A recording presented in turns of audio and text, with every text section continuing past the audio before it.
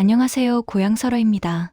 고향의 따스한 숨결이 담긴 설화처럼 오늘도 고향설화가 여러분의 마음을 어루만지는 이야기를 전해드립니다. 구독과 좋아요, 알람 설정은 다음 영상을 만드는데 큰 힘이 됩니다. 행복한 하루 되시길 바라며 이야기 시작하겠습니다. 여기 한마을에 호라비로 살며 뒤늦게 얻은 아들을 금이야 오기야 키운 최진사라는 양반이 있었습니다. 40이 넘어 겨우 얻은 외아들이라 그 애지중지함이 오죽했겠습니까? 아내를 일찍 여의고 홀로 아이를 키우느라 양반의 체면도 내려놓고 품팔이까지 마다하지 않았던 분입니다. 손이 굳은 살로 뒤덮이고 등이 휘어도 아들만은 그를 가르쳐 제대로 된 사람으로 키우고 싶었던 게지요. 아들 치수가 20살이 되어 장가를 들 때 최진사는 마을 이장댁 딸 분하를 며느리로 맞았습니다. 분하는 얼굴도 곱고 솜씨도 좋다는 소문이 자자했지요. 혼례날 최진사는 떨리는 손으로 며느리에게 절을 받으며 눈시울을 붉혔습니다. 이제야 우리 치수도 한 가정을 이루는구나.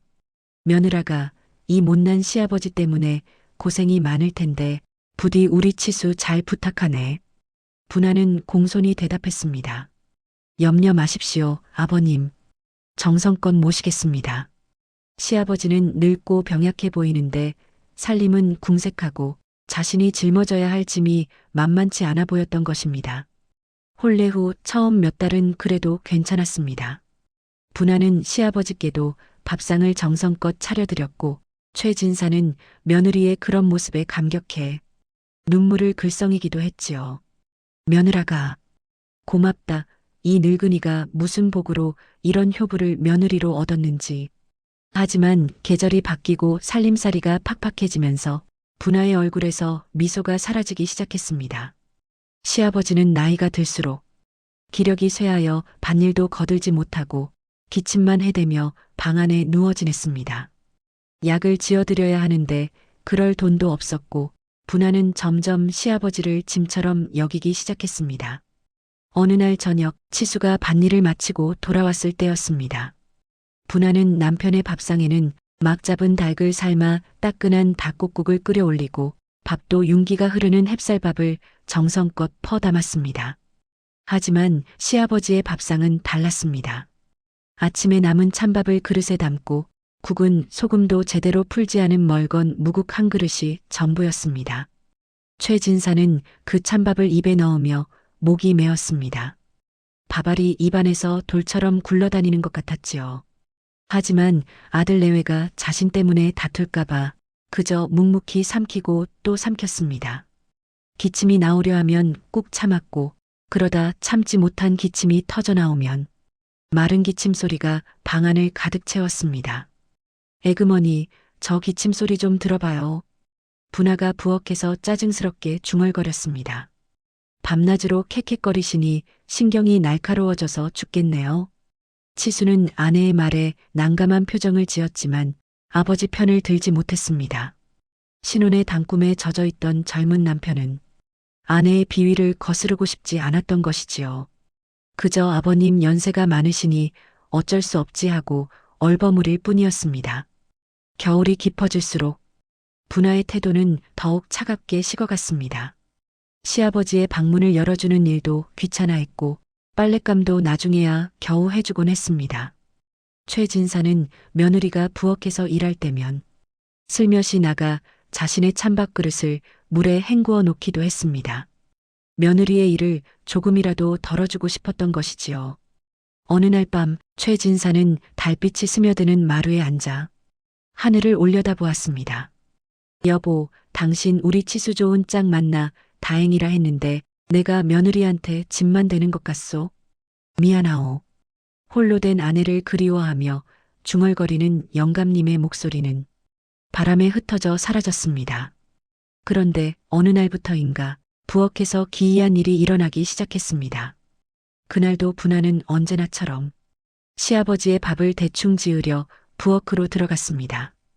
에이, 또 저 영감님 밥을 해야 하네. 쌀도 아까운데.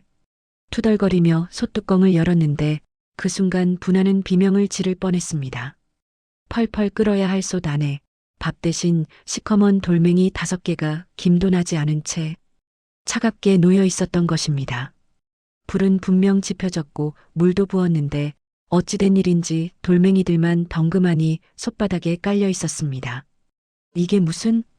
분하는 황급히 돌멩이를 꺼내 던져버리고 다시 쌀을 안쳐 밥을 지었습니다. 하지만 이상하게도 그날 밥은 제대로 되지 않았습니다. 설익은 데다 질척거려서 먹을 수가 없었지요.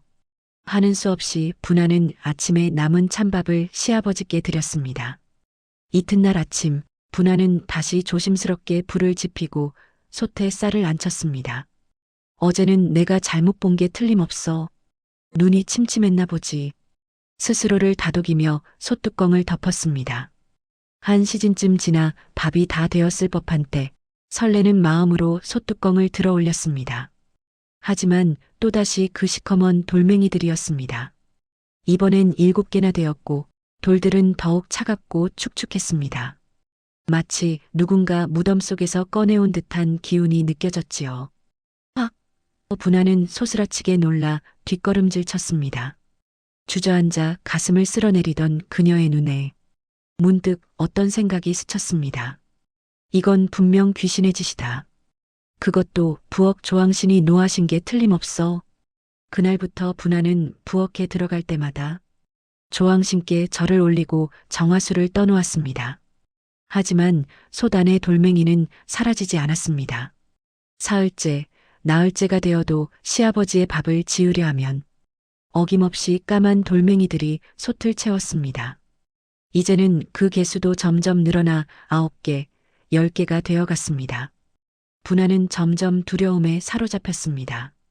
밤에 잠을 자다가도 돌멩이가 굴러다니는 소리가 들리는 것 같아 벌떡 일어나곤 했습니다. 남편 치수에게 말하려다가도 미쳤다고 생각하지 않을까 싶어 입을 다물었습니다. 그러던 어느 날 마을의 나이든 무당 월심이가 물을 얻으러 왔다가 분하의 수척해진 얼굴을 보고 물었습니다. 아이고, 새댁 얼굴이 왜 그래? 밤낮 귀신에라도 홀린 것처럼 생겼네? 분하는 그제야 울음을 터뜨리며 그간의 일을 털어놓았습니다. 월심이는 고개를 끄덕이며 말했습니다. 솥이라는 건 말이야. 집안의 기운을 담는 그릇이지. 내 마음이 차가우면 솥도 차가워지고 내 마음이 돌처럼 굳으면 솥 안에도 돌이 생기는 법이란다. 그럼 이게 다 내 탓이란 말씀이세요? 분하가 떨리는 목소리로 물었습니다. 월심이는 긴 한숨을 쉬었습니다. 누구를 탓하겠니? 다만 시아버님을 대하는 내 마음을 들여다보렴. 그 늙은 양반이 뭘 잘못했다고 그렇게 박대하는 게냐? 하지만 분하는 월심이의 말을 듣고도 마음을 고쳐먹지 못했습니다. 오히려 속으로 이렇게 생각했지요. 저 영감님이 우리 집에 들어온 뒤로 이런 괴이한 일이 생기는 거야. 저 노인네가 문제인 거라고. 두려움은 점점 원망으로 변해갔습니다. 분하는 시아버지를 볼 때마다 눈을 흘겼고 밥상을 들고 갈 때도 쾅쾅 소리를 내며 문을 열었습니다. 최진사는 며느리의 그런 태도에 더욱 움츠러들었고 밥을 받아도 고맙네 하는 말조차 기어들어가는 목소리로 겨우 내뱉을 뿐이었습니다.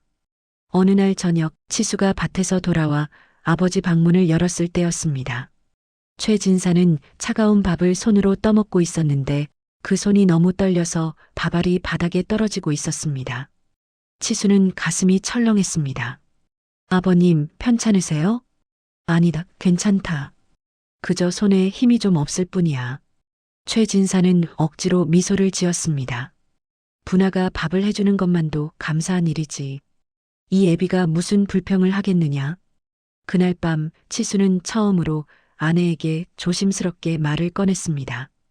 여보, 아버님 밥을 좀 더 따뜻하게 해드릴 수는 없을까? 분하는 발끈했습니다. 당신은 내가 얼마나 힘든지 알기나 해요? 시아버님 밥 따로, 우리 밥 따로 하는 게 얼마나 고된 일인데. 게다가 요즘 그 솥에서 이상한 일이 자꾸 일어나서 제정신이 아니라고요. 치수는 더 이상 말하지 못하고 돌아섰습니다. 그날 밤 최진사는 방 안에서 아들 내외의 다투는 소리를 들으며 조용히 눈물을 흘렸습니다. 내가 이 집안의 짐이 되는구나. 차라리 내가 없는 게 나았을 텐데. 그해 겨울은 유난히 추웠습니다. 매서운 바람이 기와 틈새로 파고들고 마당의 우물물조차 얼어붙었지요. 최진사의 기침은 점점 심해져 밤낮 없이 방 안에 울려 퍼졌습니다. 또 기침이네요. 저 소리 때문에 잠을 잘 수가 없어요.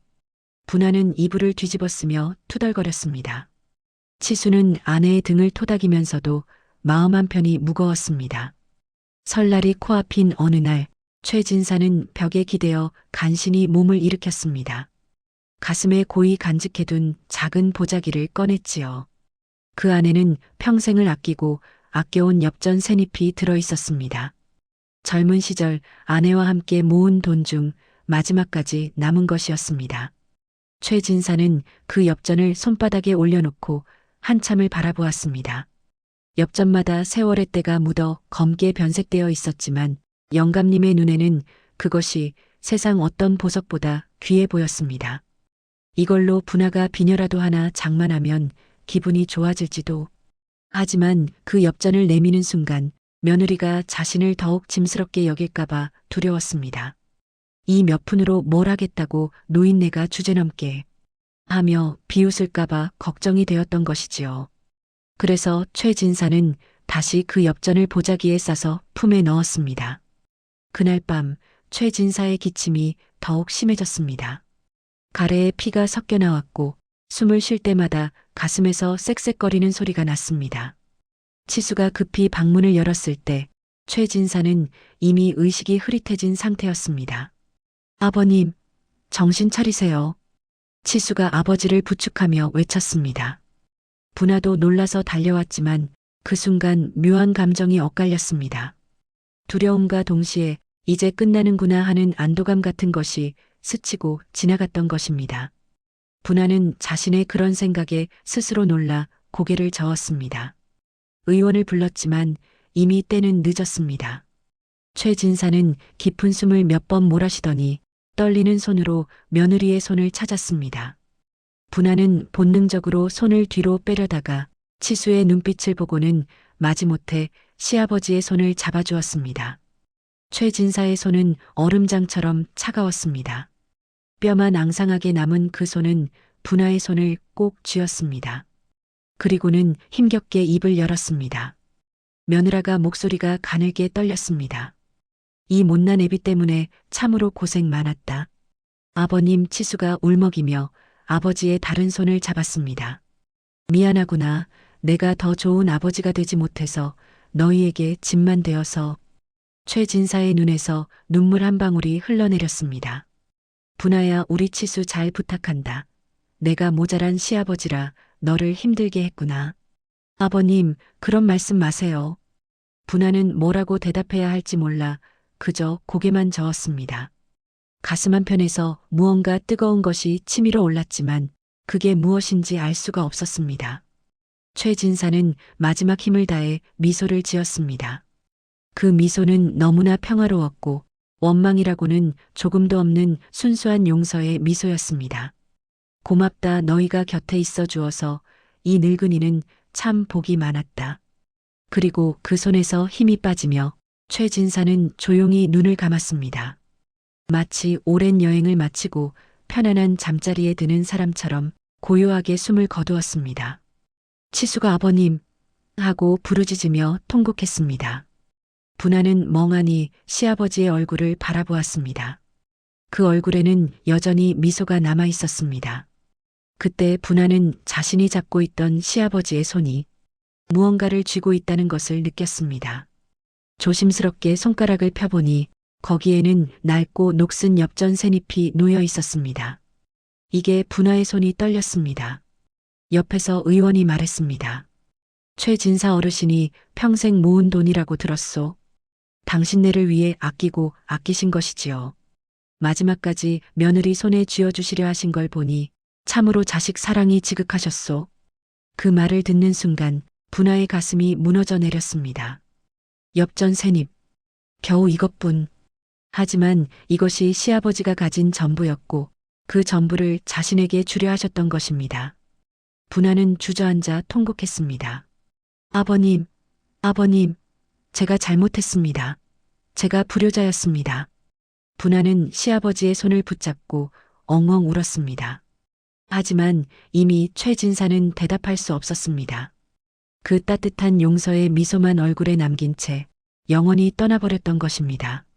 장례를 치르는 사흘 동안 분하는 거의 입에 물도 대지 않았습니다. 상여가 나가던 날 분하는 상여 뒤를 따라가며 땅을 치고 통곡했습니다. 마을 사람들은 저 며느리가 시아버지를 참 잘 모셨나 보다 하고 수군거렸지만 분하는 그 말을 들을 때마다 가슴이 찢어지는 것 같았습니다.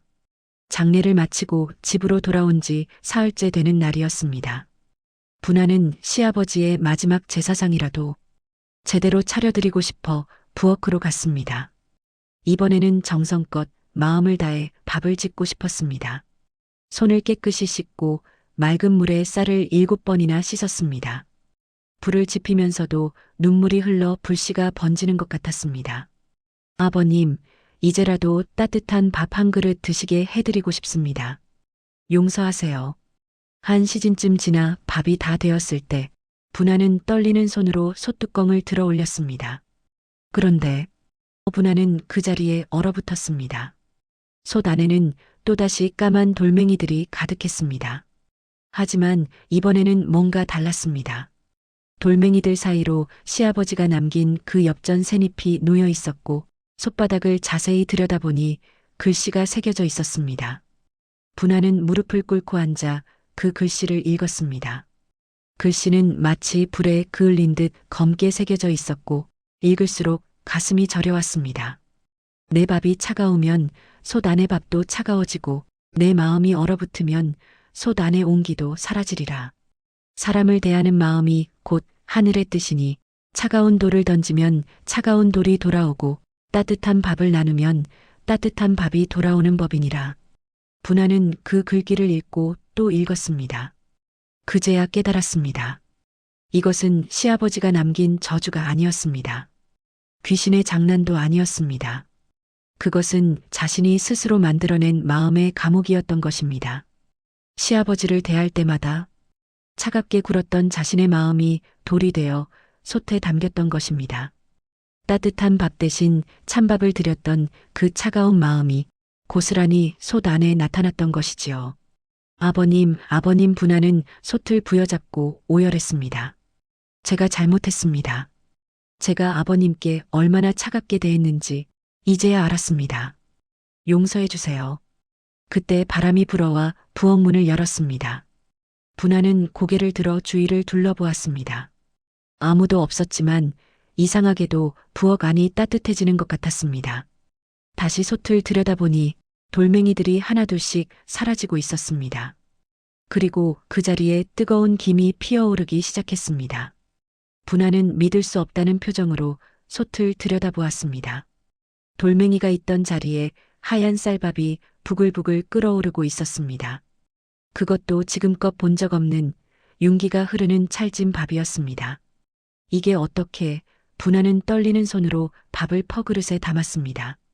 밥알 하나하나가 구슬처럼 영롱했고 김에서는 은은한 향기가 피어올랐습니다.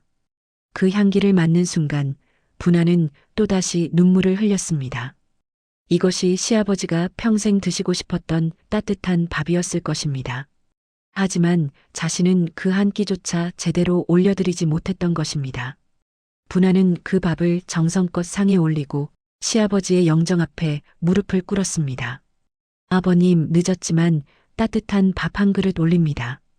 부디 저를 용서하시고 편히 가십시오. 그날 밤 분하는 꿈을 꾸었습니다. 시아버지가 깨끗한 옷을 입고 미소를 지으며 나타나셨습니다. 며느라가 이제야 내 마음의 문이 열렸구나. 그것만으로도 이 애비는 기쁘다. 원망은 없다. 다만 이제부터라도 사람들에게 따뜻하게 대하거라. 그것이 내가 이 애비를 위해 할 수 있는 가장 큰 효도란다. 아버님, 분하가 손을 뻗었지만 시아버지는 빛이 되어 사라졌습니다. 분하는 꿈에서 깨어나 베개가 눈물로 젖어 있는 것을 발견했습니다. 이튿날 아침 분하는 일찍 일어나 부엌으로 갔습니다. 조심스럽게 솥뚜껑을 열어보니 이제는 돌멩이가 하나도 없었습니다. 대신 솥바닥의 글씨는 여전히 남아 있었습니다. 분하는 그 글씨를 손으로 쓰다듬었습니다. 잊지 않겠습니다, 아버님. 이 글귀를 평생 가슴에 새기고 살겠습니다. 분하는 완전히 다른 사람이 되었습니다. 매일 새벽 첫 딸기 울기 전에 일어나 정화수를 떠놓고 시아버지의 명복을 빌었습니다. 그리고 정성껏 밥을 지어 제사상을 차렸습니다. 처음에는 눈물로 범벅이 되어 밥을 짓곤 했지만 시간이 지나면서 그 시간이 분하에게는 하루 중 가장 소중한 시간이 되었습니다.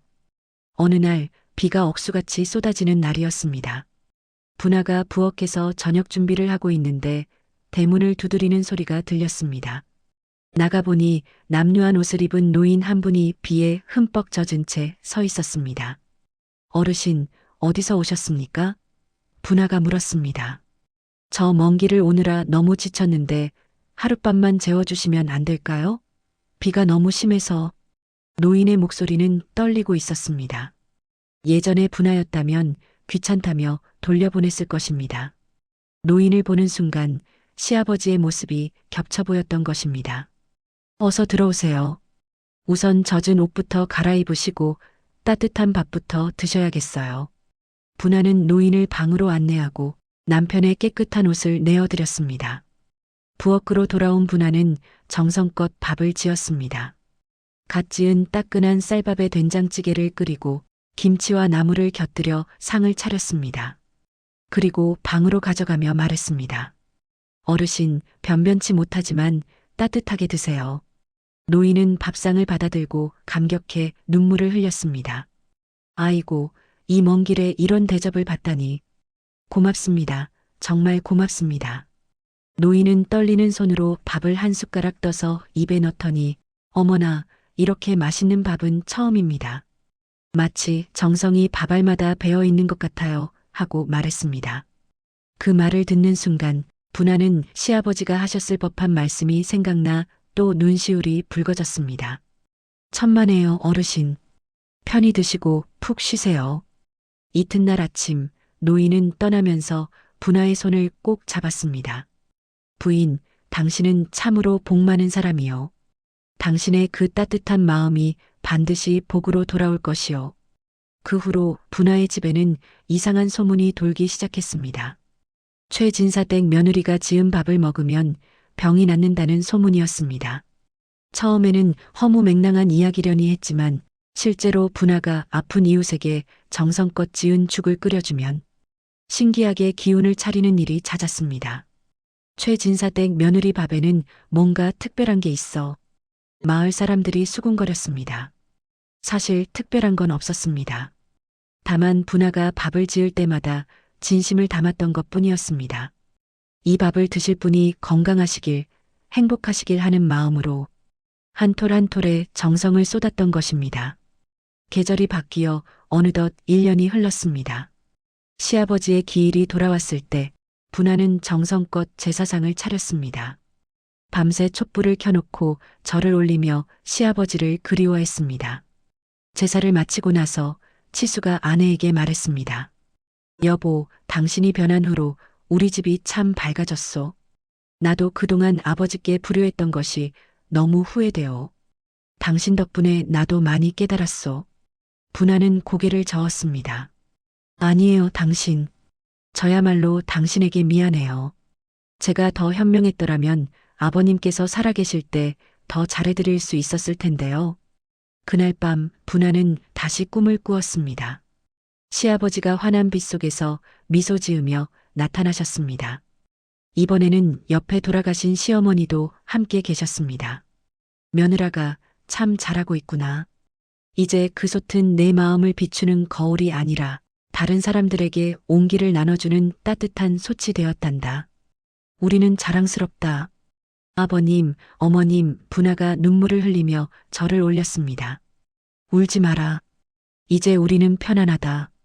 내가 행복하면 우리도 행복하단다. 그리고 기억하거라. 사람의 마음은 솥과 같아서 차가운 것을 담으면 차가워지고 따뜻한 것을 담으면 따뜻해진다는 것을.